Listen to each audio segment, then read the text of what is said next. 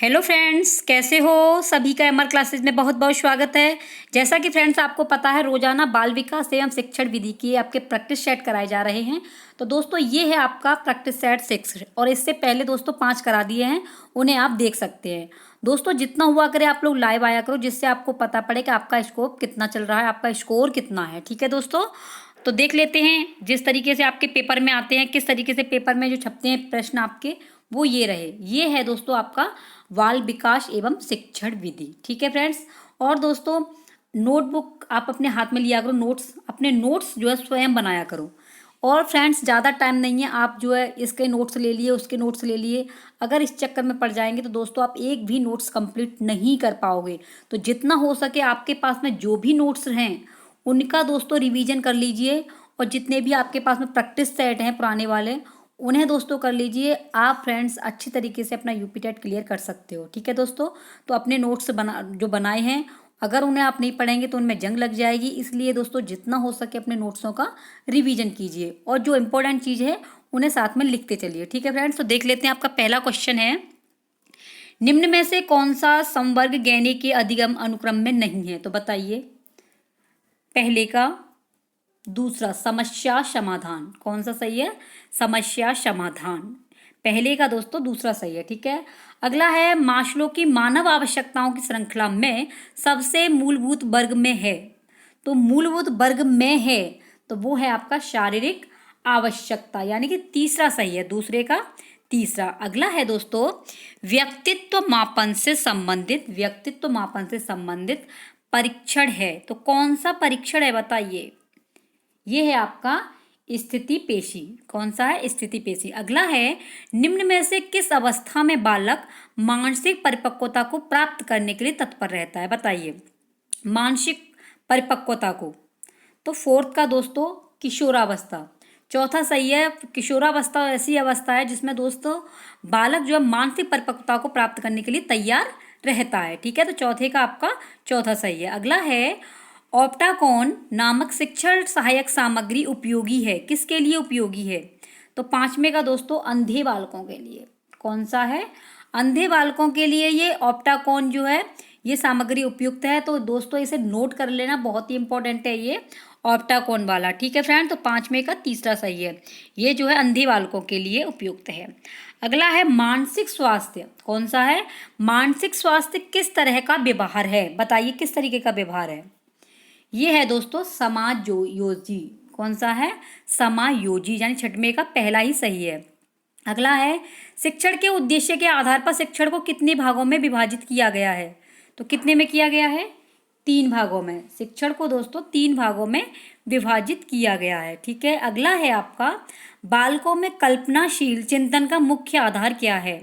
तो मुख्य आधार है बालकों द्वारा यथार्थ सम्मत तर्क विकसित करने में। बालकों द्वारा यथार्थ सम्मत तर्क विकसित करने में, यानी 8वें का आपका फोर्थ सही है।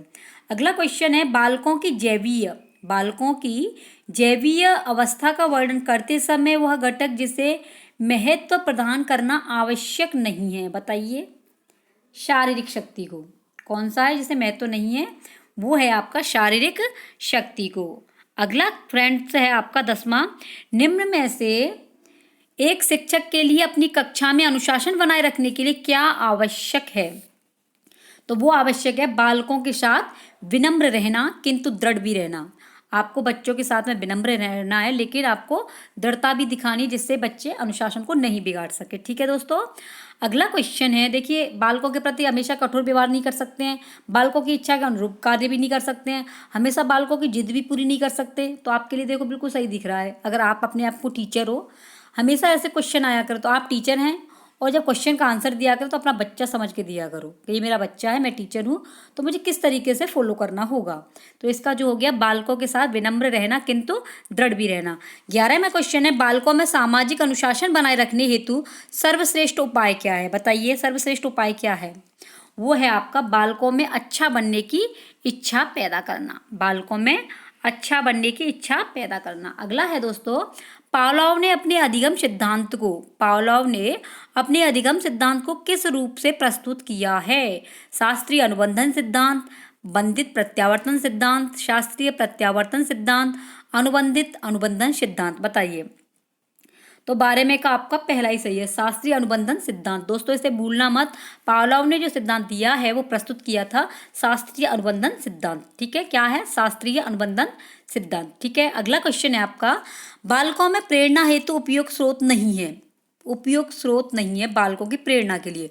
चालक, उद्दीपन, प्रेरक, भोजन, बताइए 13 में का क्या है? भोजन जो है दोस्तों वो आपकी उपयुक्त स्रोत नहीं है। ठीक है, अगला क्वेश्चन है, व्यवहार में उत्तरोत्तर अनुकूलन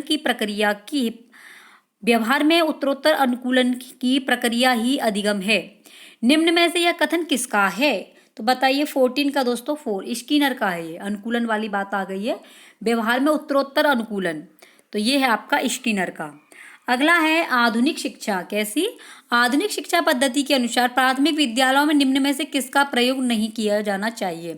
पठन पूर्व तैयारियों का, अनेकानेक पुस्तकों का, छात्रों के अनुभवों का संगठन का, वर्णमाला के ज्ञान का, बताइए कौन सा सही है इसमें से? 15 में का दोस्तों अनेकानेक पुस्तकों का। देखो आ गई है अनेकानेक, तो दोस्तों आप भी है ना अनेकानेक पुस्तकों में मत जुटिए, अनेकानेक अपने जो है नोट्सों में मत जुटिए। जो भी है आपके पास में, जिसकी भी आपको समझ में आ रही है उन्हें नोट करते चलिए और जो अपनी तैयारी में लगी रहिए, क्योंकि अनेकानेक पुस्तकों में अगर पढ़ जाएंगे तो आपका देखो इसमें भी कहा गया कि आधुनिक शिक्षा पद्धति के अनुसार प्राथमिक विद्यालयों में से किसका प्रयोग नहीं किया जाना चाहिए? नहीं, तो अनेकानेक पुस्तकों का प्रयोग नहीं किया जाना चाहिए। ठीक है दोस्तों, अगला क्वेश्चन है शैक्षिक संबंधी। कैसी? शैक्षिक संबंधी योजनाओं के निर्माण हेतु निम्न में से किसकी उपेक्षा की जानी चाहिए? बताइए। तो 16 में का है दोस्तों आपका 4 बालकों की आवश्यकता पूर्ति करने की, बालक की आवश्यकता पूर्ति करने की। ठीक है, अगला क्वेश्चन है आपका जो है वो है 17वां क्वेश्चन है फ्रेंड्स आपका, पूर्व माध्यमिक। कैसा? पूर्व माध्यमिक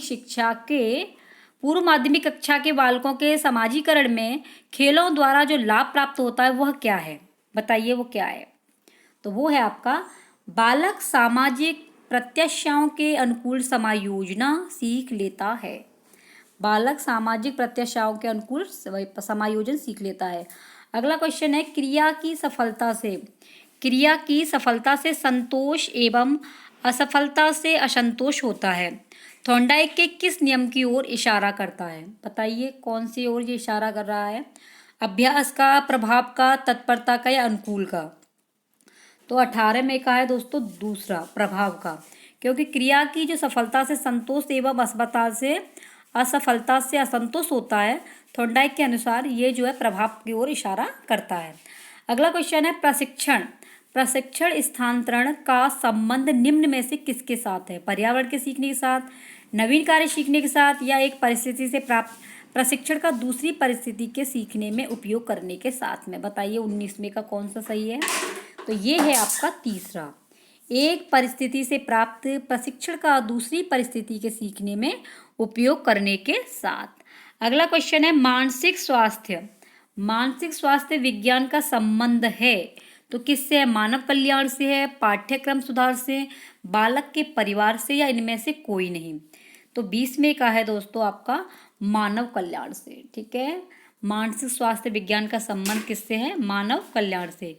अगला क्वेश्चन है सीखने के उद्दीपक प्रतिक्रिया सिद्धांत के प्रतिपादक कौन है? तो सीखने के जो उद्दीपक प्रतिक्रिया के सिद्धांत है उसके प्रतिपादक कौन है? बताइए। तो 21 का है आपका थॉर्नडाइक, इन्होंने ही सीखने के उद्दीपक प्रतिक्रिया सिद्धांत को प्रतिपादित किया था, थॉर्नडाइक। ठीक है, अगला क्वेश्चन है आपका प्राथमिक कक्षा के बालकों में पाए जाने वाला वह सर्वोच्च कारक है जो बालकों की मित्र भावना को स्पष्ट रूप से प्रदर्शित करता है। क्या करता है? बताइए। 22 में का दोस्तों साथ साथ खेलने की भावना, 4 सही है इसका। अगला है स्पीयरमैन तथा थॉर्नडाइक द्वारा प्रतिपादित बुद्धि सिद्धांतों में पारस्परिक संबंध का स्वरूप वही है जो कि, तो बताइए क्या है इसका? तो 23 का है दोस्तों आपका जो है वो है पहला, मात्रात्मक एवं गुणात्मक पक्षों में है। तो 23 का कौन सा है? फर्स्ट सही है। अगला क्वेश्चन है आपका बालक किसी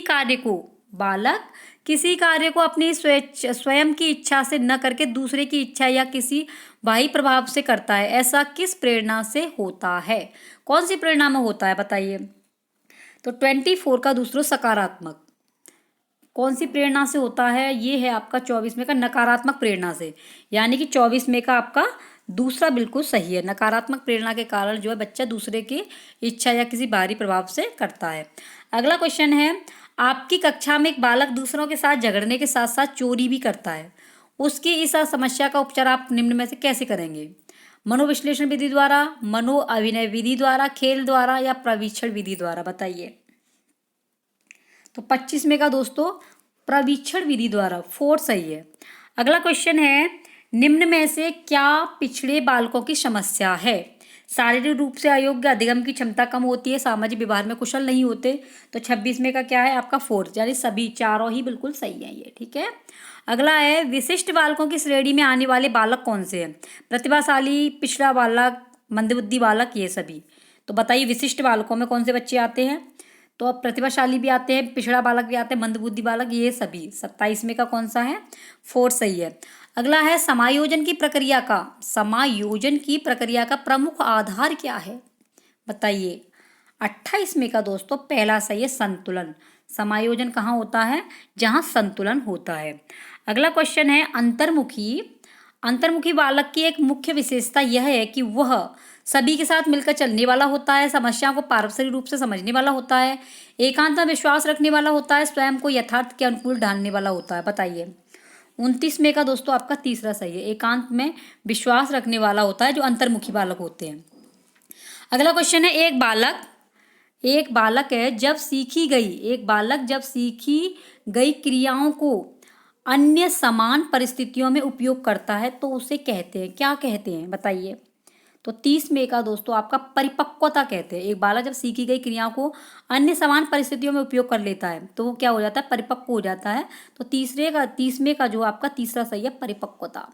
आई होप दोस्तों आपको ये वीडियो जरूर पसंद आई होगी। तो जितना हुआ करे दोस्तों शेयर कर दिया करना। अगर जो भाई बहन हमारे चैनल पर नए हैं तो सब्सक्राइब कर देना, ठीक है फ्रेंड्स।